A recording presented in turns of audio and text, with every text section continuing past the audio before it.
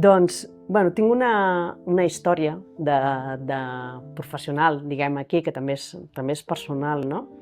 Que és la història d'aquesta pacient, una noia que va desenvolupar un càncer de mama a una edat molt jove i que bueno, va troncar la seva vida d'una manera molt important. La vam portar aquí, al Servei d'Oncologia Mèdica, a la unitat de mama, amb la doctora Cristina Saura, i nosaltres li vam fer l'estudi genètic. I se li va identificar una susceptibilitat genètica al càncer. Doncs la pacient va fer els seus tractaments, va fer la seva cirurgia, va també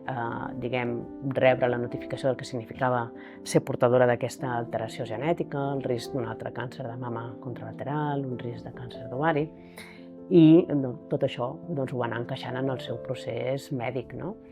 I va arribar llavors aquí un moment, que va ser el d'aquesta fotografia, en el que per primera vegada va tornar a la seva vida activa,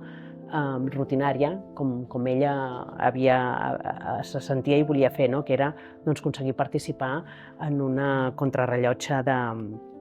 de ciclisme. I aquí és al final, és a la meta,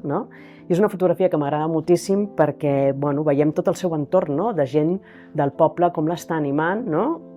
perquè ha aconseguit una fita molt important, acabar un curtmetratge, acabar un capítol de la seva vida i continuar. Ella després s'ha quedat embarassada de 2 criatures, està molt bé, i és bonic poder formar part de les històries d'aquestes persones, i jo crec que això també ha sigut gràcies a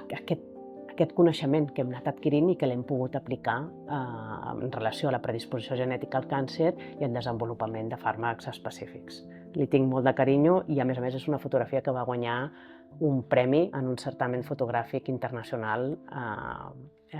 i que crec que reflexa molt bé el que significa la vida.